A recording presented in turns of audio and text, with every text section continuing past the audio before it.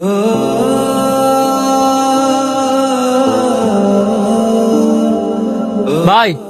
আপনার 10 টাকা পড়ছে। পড়তেই পারে, এটা 10 টাকা তোলা সময় নাই। ভাই দাঁড়ান, জি বলেন। আপনি মনে হয় আপনার বাবার টাকাটা চলেন। হ, আমি আমার বাবার টাকা দিয়ে চলি। তাহলে কি হয়েছে? বাবার টাকায় চলে দেখি এই অবস্থা। কিছু হয়েছে না, আপনি টাকাটা নিয়ে নেন। ধরে মিয়া, ইটার লাগে আপনি আমার ডাক দিছেন, আপনি রেখে দেন।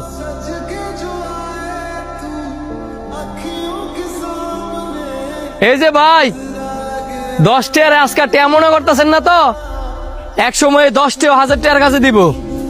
রাখ রাখ রাখ।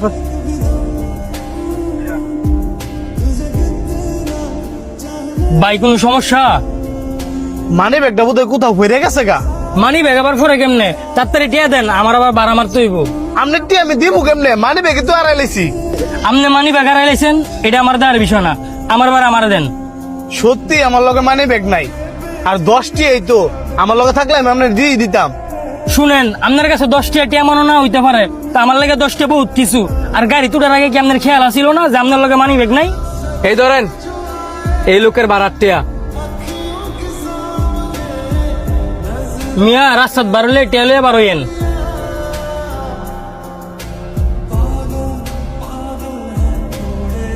শোনেন ভাই, এই পৃথিবীতে টাকার অনেক মূল্য।